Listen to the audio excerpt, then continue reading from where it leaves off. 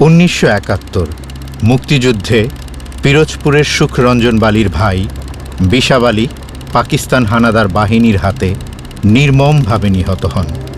হত্যাকাণ্ডের ঘটনায় আন্তর্জাতিক অপরাধ ট্রাইব্যুনালে মামলায় অভিযুক্ত করা হয় মাওলানা দেলাওয়ার হোসেন সাঈদীকে।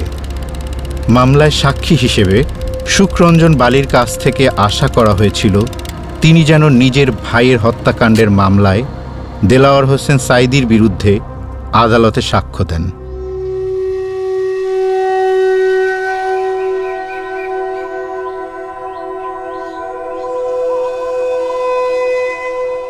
আমার নাম হলো সুখরঞ্জন বালি।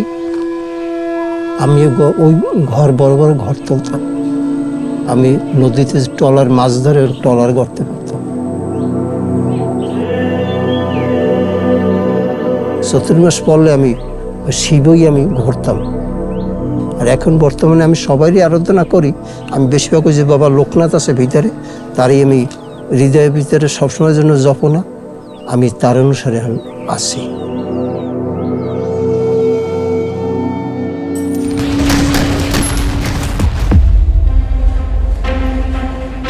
এখন 1971 সালে যে বিবরণ হয়েছে, তখন পশ্চিম পাকিস্তানওয়ালারা আমার ভাইকে মারছে। সাঈদী সাহেবের চিনছি আমরা, এমপি আসছে পর তখন তাকে চিনছি, তাছাড়া তাকে আমরা নামও পাইনি আর তার আমরা চিনিও নাই। এই তার নামে মিথ্যা মামলা বাজে লোকে সে সাজাইয়া দেশে। রাজলক্ষ্মীতে যখন আমি সাক্ষী দিয়ে গেছি, তখন আমাকে নিয়ে গেছে টেরিমিনাল অফিসার। আমার সামনে বসে আমার কাছে জিজ্ঞাসাবাদ করতেছে, তুমি কি জানো সাঈদী সাহেবের বিষয়ে? বল সে একজন ভালো লোক, সে যখন এমপি ছিল তখন আমরা মায়ের কোলে আমরা ঘুমাইছি, সে এইরকম পরিস্থিতির সে আমাকে রাখছে ভালোভাবেই। আমি তার নামে আমি মিথ্যাটা বলতে হবে, এই কথা বলতেছি। এর মধ্যে পিছনে আপনার যারা এই নাটক তৈরি করছে, হেইরা আমার এখন বসে রাজলক্ষ্মীতে বসে আমাকে মারধর করছে। আমি বলছি না, তোমাদের খাওয়া খাইয়ে আমি আসি নাই, আমি যারে দেখি নাই, আমি শুনি নাই, আমি হেরে বলার মতন আমার কোনো শক্তি নেই। কারণ আমরা যা বলবো এইটাই বলবা সাঈদী সাহেব মাসুম, আমি মিথ্যাটা বলতে। এইরকম কই আমাকে কয়েকবার আমার মারধর করছে। আমি জ্বালা সহ্য না করিয়া আমি ওইখান দিয়ে আমি উঠে আসছি, বাড়িতে চলে গেছে। তো রাত্রে আমাকে অনেক টাকা নিয়ে আসছে লোকজনে। আমি টাকার ভুক্তভোগী না বলে টাকাগুলো নেই, পরে যা গাড়ি দেবো বাড়ি দেবো অনেক কিছু আমার লোভ দেখাইছে। আমি কোনো লোভে পরিবর্তন হইনি। আমি ক্ষুদিরামের মতন আমি মরে যাবো, আমি মিথ্যাটা আমি বলতে পারবো না, আমারও তো মরতে হবে।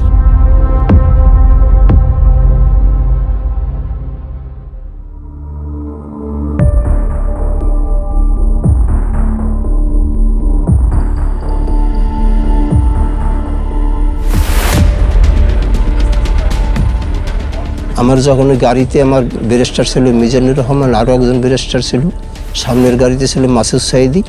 এই তখন মানে আমার গাড়ি যাওয়া দেখিয়া মানে গেটের দরজা আটকাই ফেলাইছে। আমি এর ভিতরে আমার ব্যারিস্টার ছিল, সে বলছে গাড়ি যাবে না কেন? যাবে না, দরকার আছে, এই কথা বলছে। শেষ মেহিনে আমার এক ব্যারিস্টারের লাম গিয়া তর্ক বিতর্ক করতেছে, দুই ব্যারিস্টারের মাঝে ছিল, আমাকে তখন লামাইছে, ঘাট ধরিয়ে লামাইয়া আমাকে চর মারছে। চর মারার পরে এই তো এই জিনিস যদি আটকাই রাখতে পারি, তাহলে আমাদের সব কিছু আমাদের ফয়সালা হবে। তখন এই কইয়া আমাকে ঘাট টানতে আমাকে নিয়ে গেছে পিছনের। প্রকাশ্য দিবালোকে সকাল 10:15টার সময় ট্রাইব্যুনালের গেট থেকে লয়ারের গাড়ি থেকে সাক্ষীকে নিয়ে বেমালুম অস্বীকার করা হবে। নেওয়ার পরে পিছনে ফাঁকা যে ট্রাক গাড়ি, এইতে আর কি টানিয়ে উঠাইয়া আমার মুখ কালো কাপড় দিয়ে আমার আটকাই ফেলাইছে। আটকাই হেলানোর পরে আমি কোন দিকে আমাকে নিয়ে গেছে তা আমি দেখি নাই।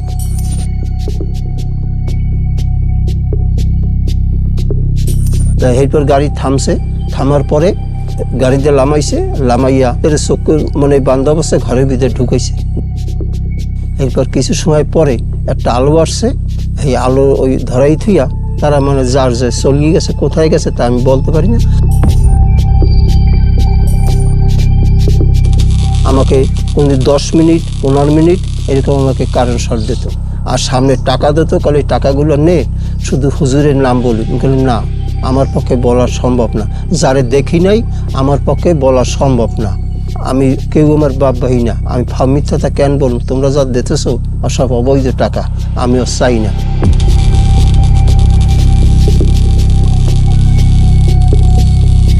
আমি অসুস্থ, মানে ওই ভিতরে যে কারেন্ট শর্ট দিয়েছে আমি হাঁটতে পারতাম না, মানে আমি উড়ি আর ওই পড়িয়ে যাইতাম।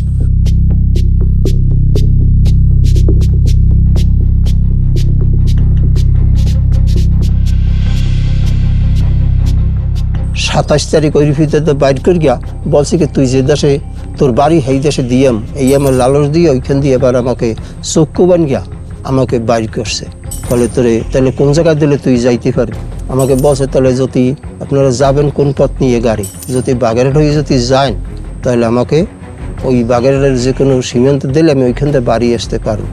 এই কথা কই আমাকে গাড়িতে উঠাইছে, কীভাবে চক্ষু বান গিয়ে উঠাইছে। গাড়ি থামানোর পরে আমাকে কইতেছে করে লাম গাড়ি দেয়, মুখ খুলিয়ে দিয়েছে, মুখ খুলিয়ে দিয়েছে। আর গাড়ির পাশেই মানে আমার সমস্ত দিনে আমি পেশাব করি, মানে পেশাবে আমার পেট আমার ফুলিয়ে গেছে। তখন এই গাড়ির পাশেই আমি পেশাব করছি। পাশে বইসকেই দেখি যে মানে বাগানের ভিতরে একটু পথ, এই পথের ওখান দিয়া মানে ওই পাশে দেখা যাইতেছে বিসি বসা।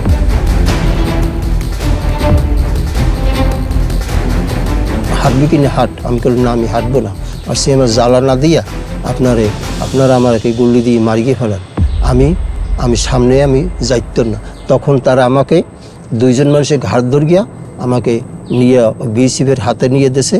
দেওয়ার পরে আমাকে ওখানে বসে নেওয়ার সাথে সাথে আমাকে দুই কান কাছাইয়া মাইট ঘেটে ঘেটে ঘুষি দিয়ে ফেলাইয়া পিঠ ঢালাই হের পর হালাইয়া মানে আমাকে লাতি আর লাতি আমার পিঠ মোড়া দিয়ে 21 দিনে পিঠ মোড়া দিয়ে বান গিয়া আমাকে এইরকম মোটা বেতের লাড়ি দিয়া পিটাইছে। মানে আমাকে অনেক মার গিয়ে না, আমি ব্যাপারটা আমি নিজে ইচ্ছা করি আসি না। তবু মানে হেরা বলতেছে হিন্দি ভাষায়, আর আমি বলি বাংলা, মানে কেউ কথা কেউ বুঝিনি। আমাকে মারছে অসম্ভব মার।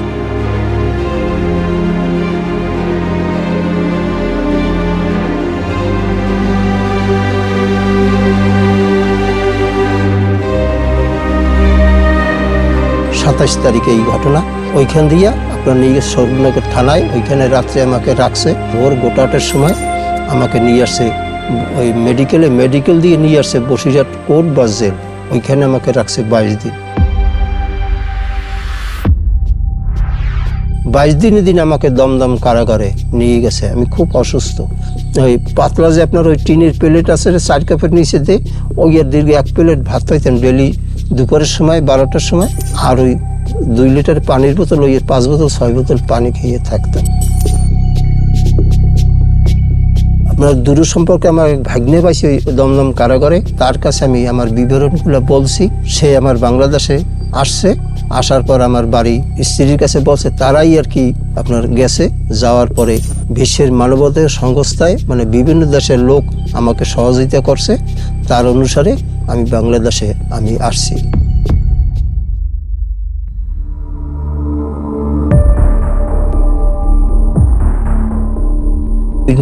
বাঁধছে সিকেল দিয়া, ওই সিকেলের মাংস সব কাঁচাই গেছে। এই অবস্থা। আর এই জয়েন্টটা ধরেন ইংরেজ করতে মাসে একটা ইংরেজের দাম আছে 1200 টাকা। নাইলে হাত দিয়ে আমি ভাত খাইতে পারি না।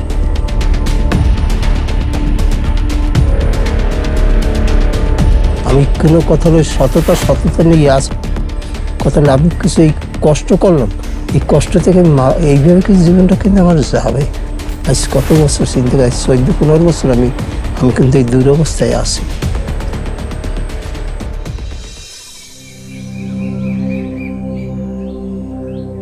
ঘর কিন্তু আমার হাতে কিন্তু উঠেছি। সিডার বন্যার পর উঠেই আমি 1 সপ্তাহ থাকতে পারিনি। এই যে আরো আর মায়ে মানে হাইউত আসে, সেও কিন্তু মারা গেছে।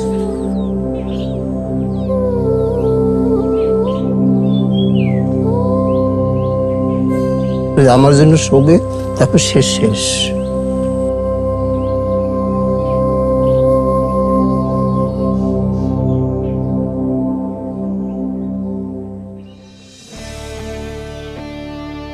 আমি একজন হিন্দু মানুষ। আমি জীবনে বাজি রেখে আমি হুজুরের মানে বাঁচানোর জন্য আমি চেষ্টা করছি। আমি অনেক নির্যাতন আমি খাইয়েও আমি দাঁড়াইয়াছি।